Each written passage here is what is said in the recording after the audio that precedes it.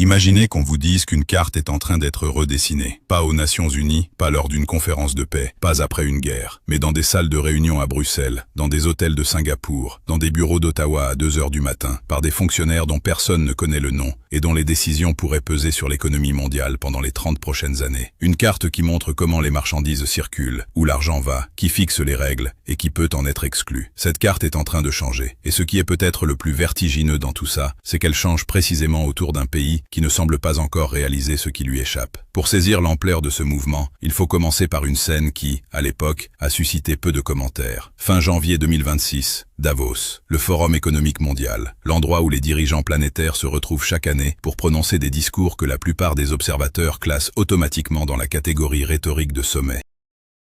Quelques jours avant l'ouverture du forum, Donald Trump a lancé un avertissement qui allait bien au-delà de la provocation habituelle. Il a menacé d'imposer des tarifs douaniers aux alliés européens du Danemark si ce pays ne cédait pas sur la question du Groenland. Ce n'était pas une impulsion matinale, ce n'était pas de l'agitation verbale pour nourrir les fils d'actualité. C'était un signal politique calculé, formulé en termes économiques explicites, dirigé contre des partenaires de l'OTAN, des démocraties alliées, des pays qui avaient construit leur politique étrangère sur la prévisibilité des États-Unis depuis des décennies. La logique était d'une brutalité limpide. Soumettez-vous ou payez le prix. Et ce prix serait économique. Ce moment a pesé différemment selon les capitales. À Washington, il a été présenté comme une démonstration de fermeté. Mais à Berlin, à Tokyo, à Ottawa, à Canberra, dans les ministères du commerce et les conseils des grandes entreprises exportatrices, il a été lu comme quelque chose d'autre.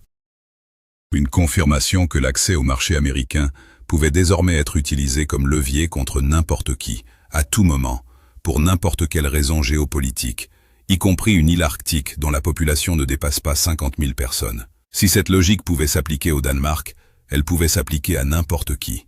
Et cette réalisation a accéléré quelque chose qui était déjà en préparation dans les coulisses. C'est dans cette atmosphère que Mark Carney, Premier ministre du Canada, prend la parole depuis la tribune principale du forum. Ce qu'il dit là, et surtout comment il le dit, aurait dû déclencher beaucoup plus d'alarmes dans les salles de rédaction et les cercles analytiques occidentaux. Il ne parle pas de solidarité transatlantique au sens convenu. Il ne parle pas de résistance collective aux pressions de Washington. Il parle de ponts, de connexions, d'une architecture commerciale qui relierait les 12 membres du partenariat transpacifique global et progressiste, le PTPGP, à l'Union européenne. Une structure qui regrouperait au total quelques 40 nations, représentant environ 1,5 milliard de consommateurs, et près de 40% du produit intérieur brut mondial.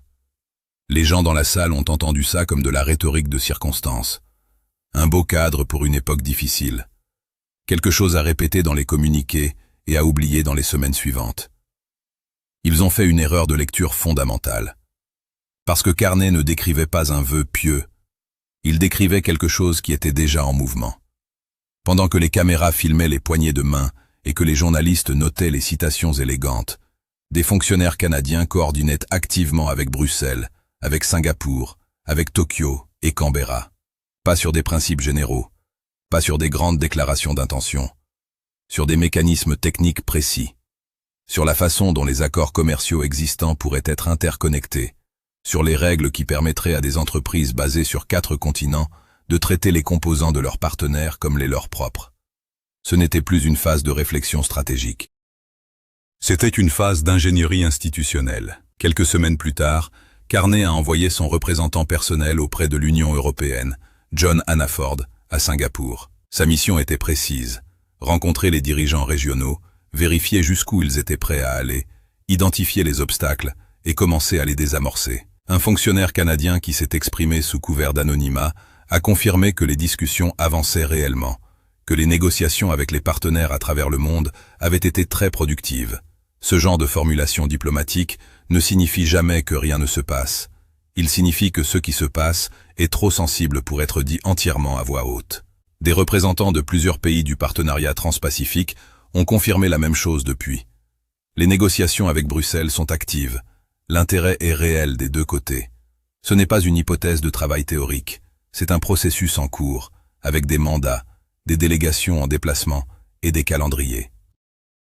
Et pour comprendre pourquoi ce processus pourrait modifier la structure du commerce mondial plus profondément que n'importe quel tarif, n'importe quelle sanction, n'importe quel discours présidentiel, il faut accepter de plonger dans quelque chose qui ressemble de loin à de la comptabilité technique aride, mais qui, vu de près, est l'un des mécanismes les plus puissants et les moins visibles de la géopolitique économique moderne. Tout accord commercial repose sur une question qui paraît simple. Ce produit, est-il vraiment de là où on prétend qu'il vient? Les règles d'origine sont le dispositif juridique qui répond à cette question. Elles définissent l'identité économique d'un bien, sa nationalité commerciale en quelque sorte. Elles fixent quelle part de la valeur ajoutée d'un produit doit avoir été créée à l'intérieur d'une zone pour que ce produit bénéficie des tarifs préférentiels prévus dans un accord. Si une trop grande partie de la valeur est générée à l'extérieur, le produit perd ses avantages douaniers. Il est traité comme s'il venait d'un pays tiers. C'est à la fois une règle administrative et une arme géopolitique latente. Et dans l'économie mondiale d'aujourd'hui, où les chaînes d'approvisionnement traversent une dizaine de frontières avant qu'un produit n'atteigne le consommateur final, ces règles déterminent tout. Qui peut produire où, à quel coût, avec quel partenaire et sous quelles conditions. Prenons un exemple pour rendre ça concret. Une entreprise canadienne importe des composants de haute précision du Japon, les intègre dans un équipement qu'elle assemble à Toronto et exporte le produit fini vers l'Allemagne. Le Canada a un accord de libre-échange avec l'Union européenne, le Japon aussi. Mais comme les composants japonais et le produit canadien passent par des régimes commerciaux distincts qui n'ont pas été conçus pour s'articuler ensemble, certaines étapes de la chaîne peuvent générer des droits de douane intermédiaires. Résultat, le produit final, même assemblé au Canada, peut ne plus être considéré comme suffisamment canadien pour bénéficier pleinement de l'accord Canada-UE. L'entreprise est pénalisée non pas parce qu'elle a triché, mais parce que ses chaînes d'approvisionnement traversent des régimes différents qui ne se reconnaissent pas mutuellement. L'accumulation supprime ce problème. C'est un accord entre pays partenaires stipulant que les composants produits dans n'importe quel membre de la zone sont comptabilisés comme contenu local à l'intérieur de cet espace unifié. Si le Canada, le Japon, le Vietnam, le Mexique et l'Union européenne fonctionnent sous un régime de cumulation commun, alors la batterie fabriquée à Osaka, la puce électronique assemblée à Hanoï et le module de transmission développé à Mexico City sont tous traités comme des éléments internes à la zone, au même titre qu'une pièce produite à Lyon ou à Vancouver.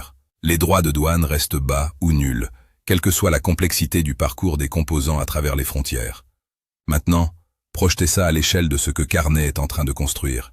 Un constructeur automobile allemand commande des batteries lithium-fer au Japon, des semi-conducteurs de nouvelle génération à Singapour, installe une ligne d'assemblage au Mexique et vend ses véhicules à travers l'Europe et l'Asie. Dans un régime de cumulation entre l'UE et le PTPGP, les composants et le véhicule fini restent à l'intérieur de la zone.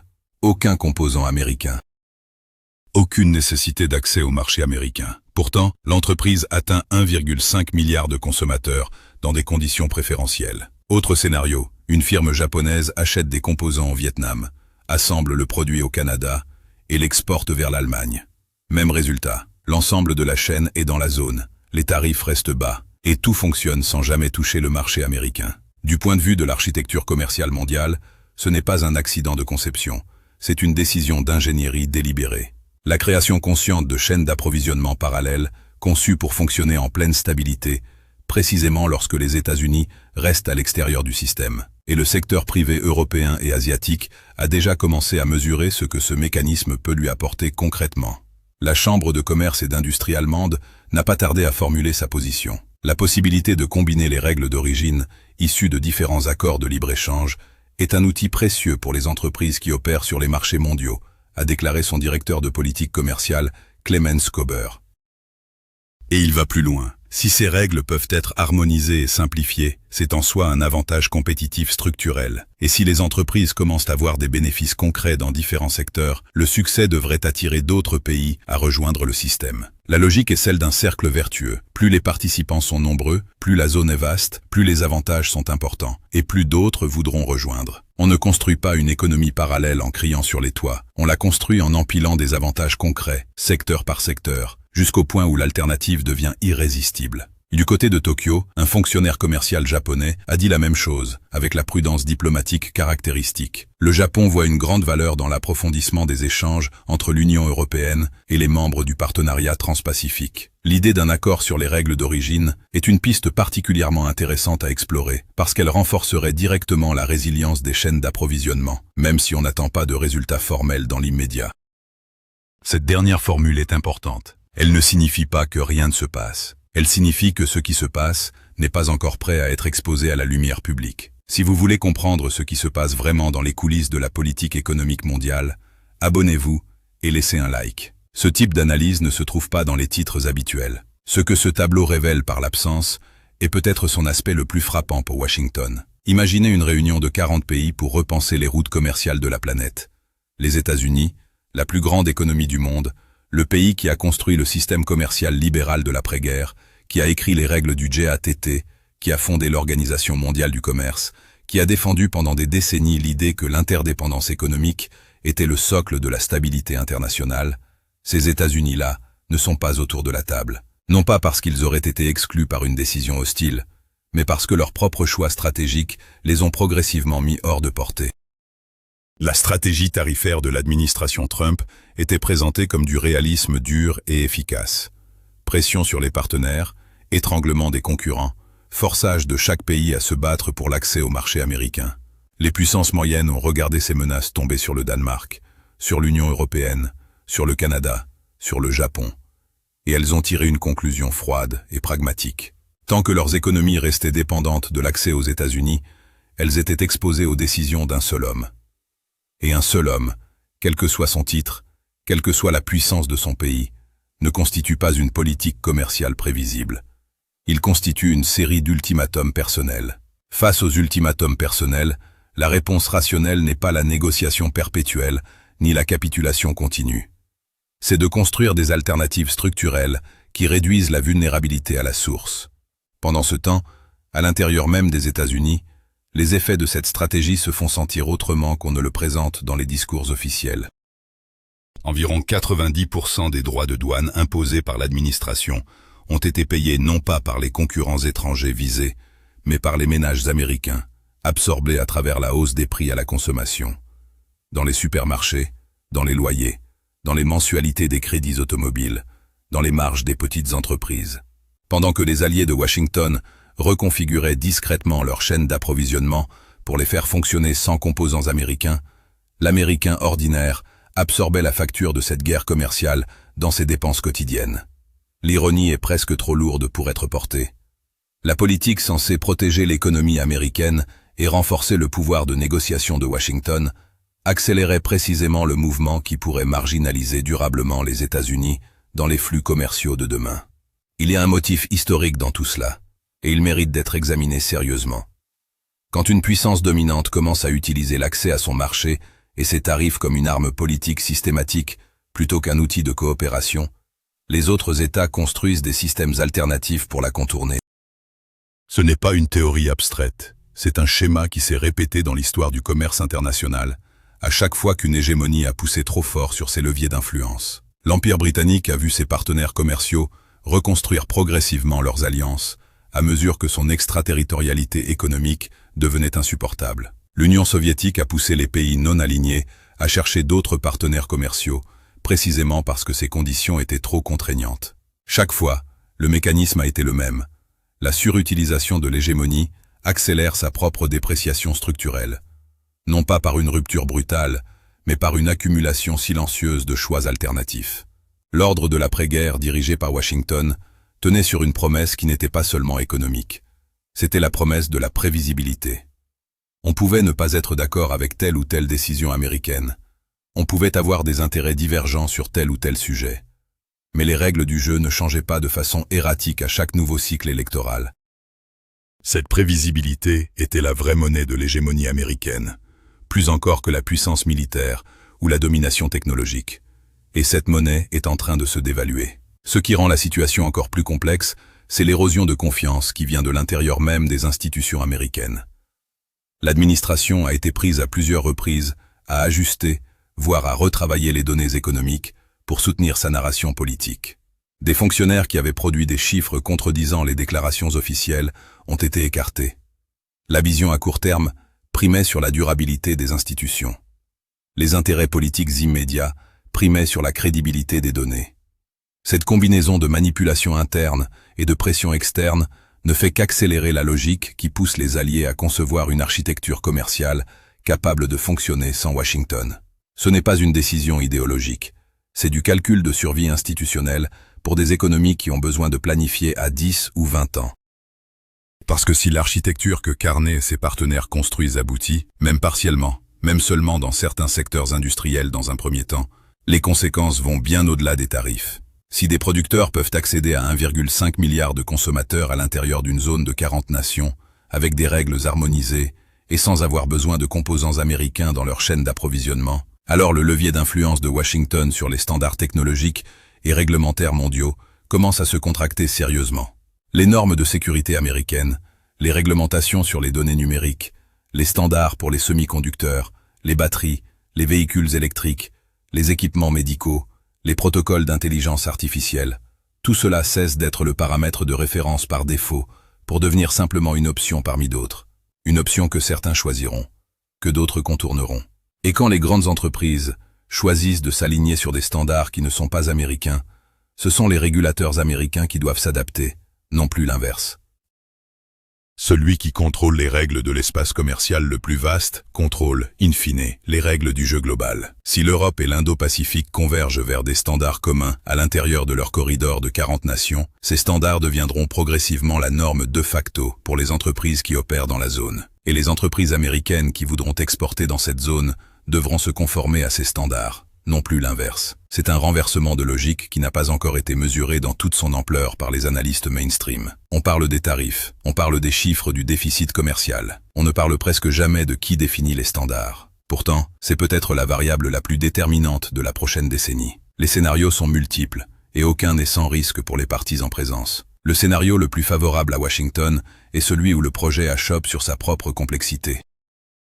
Relier les règles d'origine d'une quarantaine d'économies aussi différentes que l'Australie, exportatrice de ressources naturelles, l'Allemagne, exportatrice de machines-outils et d'automobiles, le Vietnam, en croissance manufacturière accélérée, le Chili, producteur de lithium stratégique pour les batteries de nouvelle génération, et Brunei, avec son secteur pétrolier, c'est une négociation d'une complexité extraordinaire. Les intérêts divergent profondément. Les calendriers politiques internes de chaque pays jouent leurs propres rôles indépendants, et les résultats concrets formellement signés pourraient prendre des années, voire une décennie complète. Mais voilà le scénario qui devrait inquiéter Washington bien davantage que l'échec du projet. C'est son succès partiel. Un accord de cumulation qui ne couvre dans un premier temps que certains secteurs stratégiques. Les semi-conducteurs, les batteries, les composants automobiles, les équipements médicaux, crée des précédents. Il crée des habitudes de négociation entre fonctionnaires qui apprennent à se connaître et à avancer ensemble. Il crée des réseaux techniques qui ont leur propre momentum.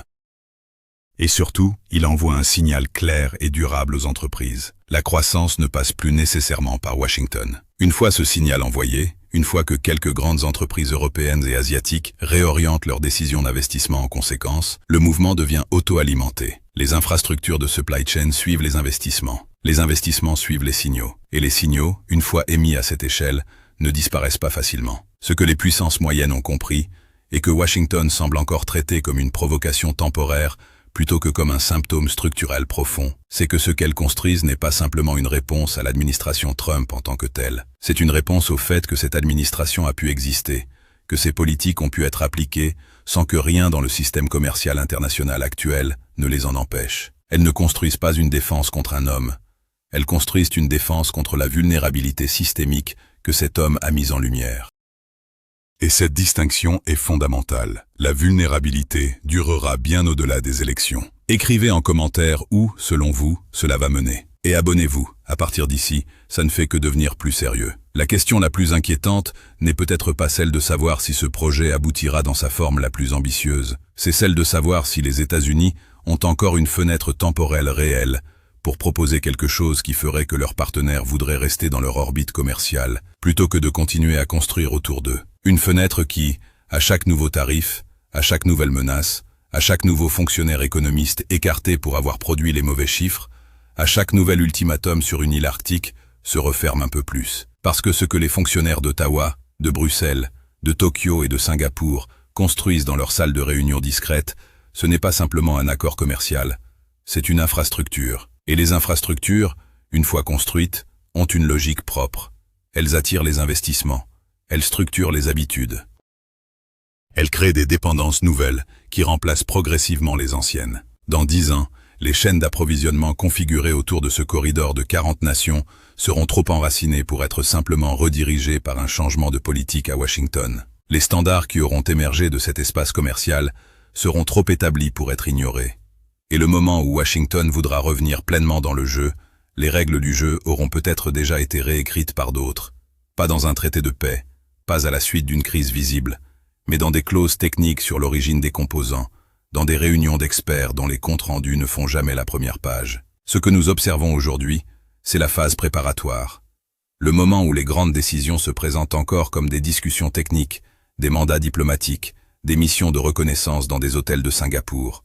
Le moment où tout peut encore sembler réversible à ceux qui ne regardent pas assez près. Mais la phase irréversible approche.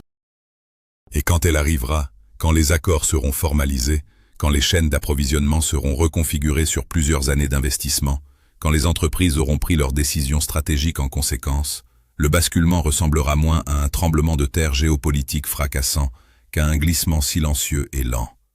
Le genre de changement qu'on ne mesure pleinement que 10 ans après, quand on réalise que les grandes routes du commerce mondial ont pris une autre direction, sans déclaration de guerre, sans crise spectaculaire, juste par la force patiente et méthodique de l'ingénierie économique. Et le coup le plus décisif de toute cette partie n'a peut-être pas encore été joué.